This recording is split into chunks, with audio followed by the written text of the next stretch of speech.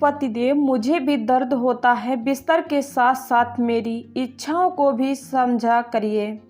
टप टप पानी के टपकने की आवाज़ ना जाने कब से आ रही थी, पर वसुधा को जैसे कुछ होश ही नहीं था। वह जैसे ही बेजान सी खिड़की पर सिर टिकाए खड़ी थी, रह रह के आंख भर आती थी उसकी और आंसू बह निकलते थे। अरे मेम साहब, सारे कपड़े भीग गए बारिश में और आपने उठाए नहीं। बुदबुदाते हुए घर की पुरानी काम वाली बाई गीता गीले कपड़ों को समेटते हुए अंदर आ गई। वसुधा तब भी जस की तस खड़ी रही। कोई जवाब ना पाके गीता ने वसुधा के कंधे पर हाथ रखकर तो वसुधा अचानक से चौंक पड़ी। मेम साहब, गीता ने दुख भरी आवाज़ में कहा तो वसुधा उसी से लिपट कर फपक के रो पड़ी।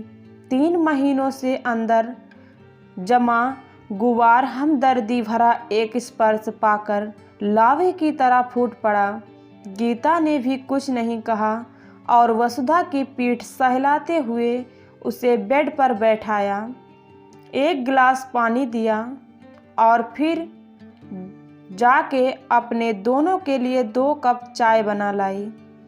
साथ में 2 ब्रेड ज़बरदस्ती वसुधा को खिला दिया।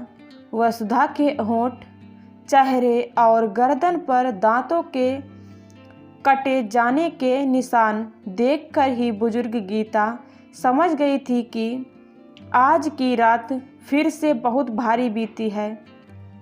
उसकी नाजुक से मेम साहब पर काफ़ी अब बर्दाश्त नहीं होता। कुछ शांत होने पर वसुधा ने कहा, 3 महीने पहले ही वसुधा की शादी साहिल के साथ हुई थी। एक शादी में साहिल ने वसुधा को देखा और पसंद कर लिया। गांव की सीधी सादी सुंदर 20 वर्षीय वसुधा ने अभी स्नातक की परीक्षा पास की थी और मध्य वर्गीय परिवार से थी। वही साहिल 35 साल का स्मार्ट सा हष्ट-पुष्ट इंजीनियर था और अच्छी खासी तनख्वाह थी उसकी। वसुधा के घर वालों को सामने से आता रिश्ता पसंद आया और चट मंगनी पट ब्याह तर्ज पर दोनों की शादी करा दी गई, बिना वसुधा की इच्छा पूरी पूछे। लेकिन सामान्य भारतीय लड़कियों की तरह उसने भी अपने माता पिता की बात में अपनी खुशी ढूंढ ली और आगे पढ़ने का विचार त्याग दिया। साहिल के माता पिता गांव में रहते थे और वह बेंगलोर में, इसलिए शादी के बाद वह भी साहिल के साथ बेंगलोर आ गए। यहाँ घर पर सहायता के लिए एक बुजुर्ग महिला गीता आती थी और चूंकि घर में विशेष काम भी नहीं था तो वसुधा भी धीरे धीरे रमने लगी। लेकिन साहिल का व्यवहार उसको समझ नहीं आ रहा था। सब बातों में वह सामान्य था, वसुधा की हर ज़रूरत का ख्याल रखता था, लेकिन बिस्तर पर आते ही वह हिंसक पशु में बदल जाता था। फिर वसुधा उसके लिए कोई इंसान न होकर सिर्फ एक गुड़िया हो जाती थी जिसे वह जी भर के नोचता, घसोटता और काटता था और फिर खुद में संतुष्ट होकर सो जाता। वसुधा की इच्छा और संतुष्टि से उसे कोई फर्क नहीं पड़ता था और यही बात उसे और ज़्यादा अंदर ही अंदर तोड़ती जा रही थी।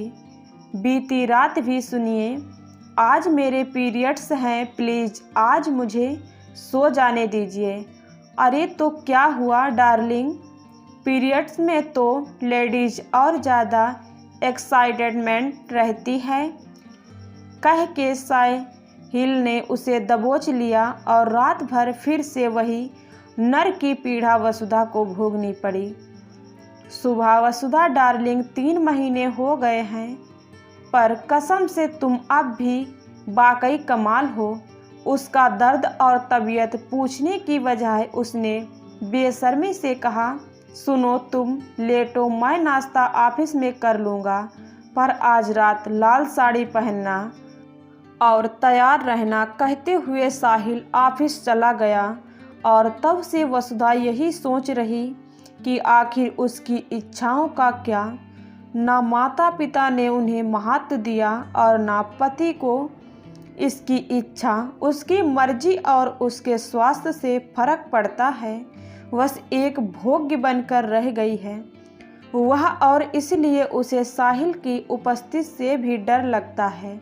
अब मेम साहब, गीता ने टोकते हुए कहा, आहा काकी, कहिए आप कुछ दिनों के लिए अपने घर चली जाइए। हम जी काकी। अब तक कुछ शांत हो चुकी वसुधा ने साहिल को फ़ोन किया और घर बुलाया। अब वह समझ गई है कि दूसरे उसकी इच्छाओं का मान करे उससे पहले उसे खुद अपनी इच्छाओं को सम्मान देना होगा। शाम को साहिल के माता पिता और अपने माता पिता दोनों को बुलाकर साहिल के सामने वसुधा ने सबको अपनी हालत दिखाई और रोते हुए अपना निर्णय भी किया। अब वह साहिल के साथ नहीं रह सकेगी।